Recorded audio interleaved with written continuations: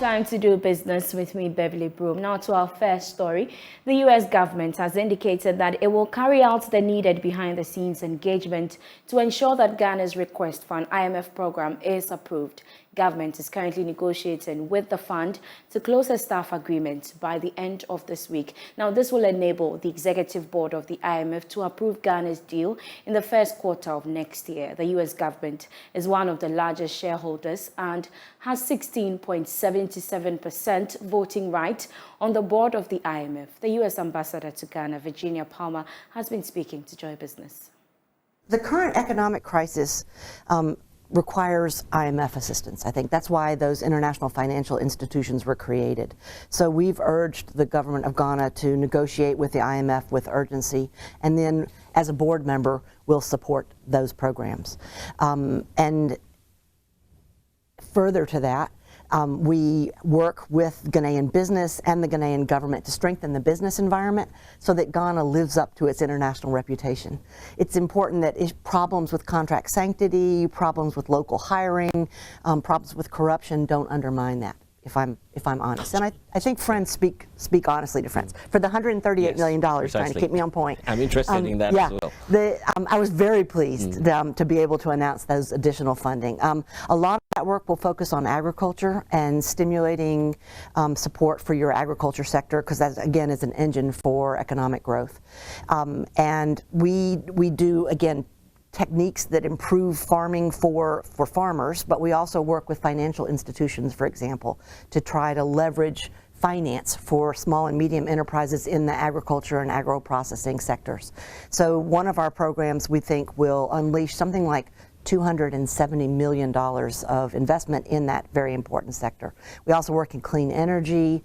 We work to improve Ghana's fishing sector, which has been under threat, I think, and programs like that.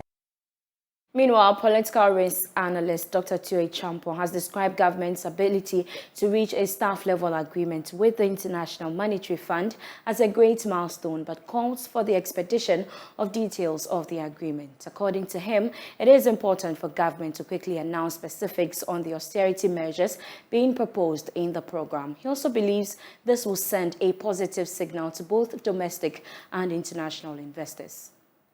I think last week we were already it was in a grapevine that something could be reached by Tuesday.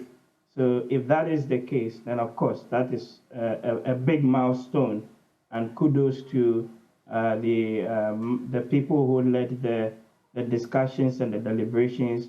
The important thing really now is, the details of that staff level agreement and the extent to which, if any, the austerity measures being proposed in that program would affect Ghanaians, because that's really where we are now. So we're looking forward to seeing those details being announced maybe tomorrow or the day thereafter. What signal should this send to investors? I think it's a positive signal. Everybody's been waiting for this for several months now. So this is quite an important and significant step. And it really would then mean that going forward, somebody is holding our hand to ensure that we have the policy credibility that we're looking for. And that ultimately bodes well for the economy and some of the indicators that we track, like the exchange rate and depreciation or inflation, and all those variables that really matter for the ordinary Ghanaian. Now, international rating agency Fitch is warning of more rating downgrades of African banks in 2023, with Ghana's debt restructuring expected to affect both domestic and regional banks. According to its 2023 Outlook report, sovereign debt distress is the major risk to African banks' financial profile. Here's a Business Desk report.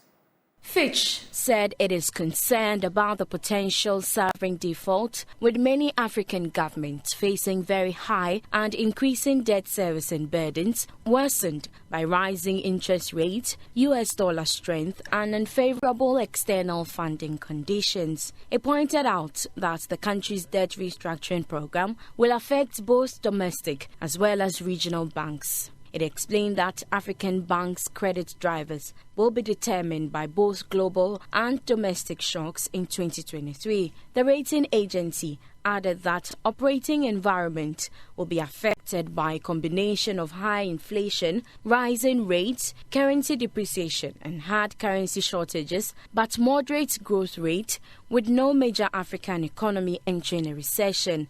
It further said banks' sovereign debt risk have increased, with some African governments struggling with debt servicing burdens and unfavorable external funding conditions. It continued that banks will, however, remain profitable, benefiting from rising interest rates and still satisfactory loan growth, which will mitigate a moderate rise in credit costs. Now to some other stories. The Chartered Institute of Marketing Ghana has advised labor unions kicking against the debt exchange program to rescind their decision. According to President of the institution, Dr. Daniel Kasati, the program is necessary to support government's quest to ensure a stable economy. Dr. Kasati was speaking at the 32nd CIMG Presidential Ball and induction of new members. Many professional associations have publicly declared that on behalf of their members, they will outrightly reject government-proposed debt exchange program. They are understandably unhappy with the sheer depth of the haircut they and their members are being asked to accept. However, my advice, based on what I have heard experts say, is that we should all take a step, control our anger and emotions, and take a good hard look at the situation we are faced with. Simply put, government has warned that it is no longer in a position to meet its debt servicing obligations on both interest payments and principal amortization upon maturity. Indeed, the data, which is in the public domain and which I have obtained from a reliable source, my good friend Toma, confirms that those claims by government are unfortunately true. Without the debt exchange program, debt servicing alone would, in 2023, consume close to 70% of the nation's projected tax revenue. And that's how we end business. We have more business news when you log on to myjoyonline.com/business. My name is Beverly Broohm. Have a good evening.